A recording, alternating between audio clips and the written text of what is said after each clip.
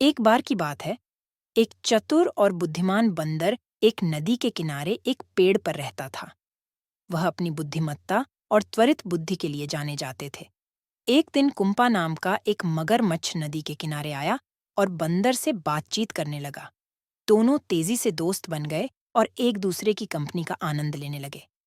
जैसे जैसे उनकी दोस्ती बढ़ती गई, मगरमच्छ ने पेड़ के कुछ स्वादिष्ट फल अपनी पत्नी के साथ बांटने की इच्छा व्यक्त की। बंदर उदार होकर मगरमच्छ को अपनी पत्नी के पास ले जाने के लिए कुछ फल देने को तैयार हो गया। हालांकि चतुर बंदर को जल्द ही एहसास हुआ कि मगरमच्छ का इरादा सिर्फ फल बांटने का नहीं था। मगरमच्छ ने अपनी पत्नी की बंदर के प्रति चाहत से प्रेरित होकर बंदर को धोखा देने की योजना बनाई। उसने बहुत थके होने का नाटक किया और बंदर से कहा कि उसकी पत्नी ने उसके बारे में इतना कुछ सुना है कि वह उससे व्यक्तिगत रूप से मिलना चाहती है। बंदर अपने दोस्त पर भरोसा करके मगरमच्छ के साथ उसकी पत्नी से मिलने के लिए तैयार हो गया।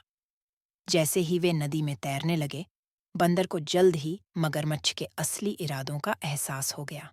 खतरे को भांपते हुए उसने चतुराई से मगरमच्छ से कहा कि उसने अपना दिल पेड़ पर छोड़ दिया है और उन्हें इसके लिए वापस जाने की जरूरत है। मगरमच्छ अपनी पत्नी को खुश करने के लिए उत्सुक था, घूम गया और वापस पेड़ पर तैर गया।